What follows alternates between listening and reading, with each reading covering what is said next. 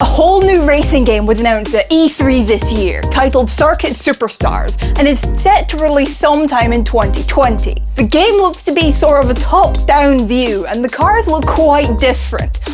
Almost retro like Micro Machines. I can't wait to play this game, for the arcade feel that the trailer gives off, and the almost cartoon-style graphics. I mean, there's nothing like sitting back and casually playing a racing game to pass the time, right? Not to mention, they're one of the best games to procrastinate with, as you're trying to beat your personal best over and over again, instead of doing anything practical with your day. But for now, until Circuit Superstars is released, I thought I'd take a look back at my 3 favourite racing games and look at why I like them so much.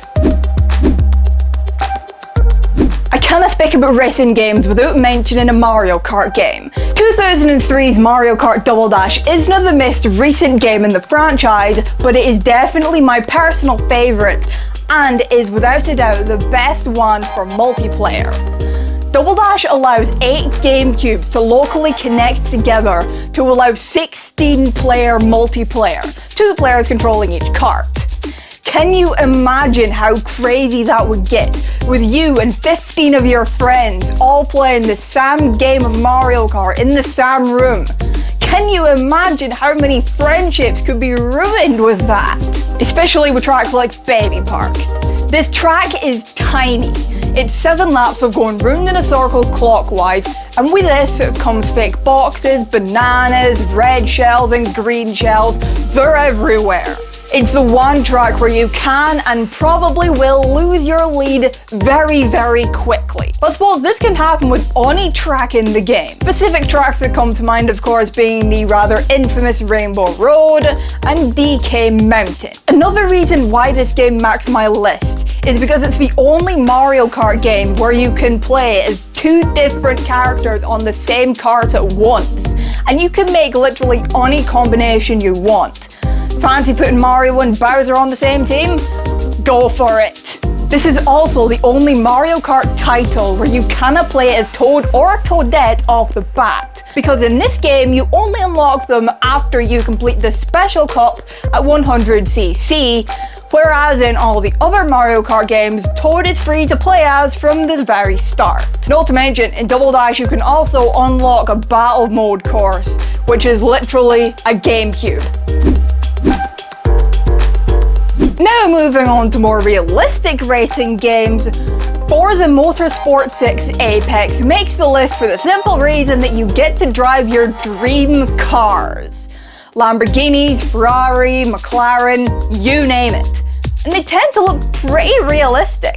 The best thing about this game is that it allows you to choose whatever car you want to best suit the track you're racing on. Whether you want good speed, good braking, good handling, whatever. But my personal favourite thing about this game? You get to drive the Top Gear test track. How cool is that? Now I suppose I just need to go find a reasonably priced car. Another reason why this game makes my list over the more recently released Forza Motorsport 7 is down to cost. Motorsport 7 will set you back around £40 on the Microsoft Store, whereas Motorsport 6 Apex was released in 2016 as a free-to-play addition to the Forza franchise. So, if you want to play a Forza game but you can't afford the likes of Forza Motorsport 7, Forza Motorsport 6 Apex is a brilliant alternative with its real-world cars and ultra-realistic graphics. And not to mention its on-point and easy-to-handle controls and handling as an added bonus. Finally, I always love diverse environments and tracks in racing games, which is really what pulls all of this together.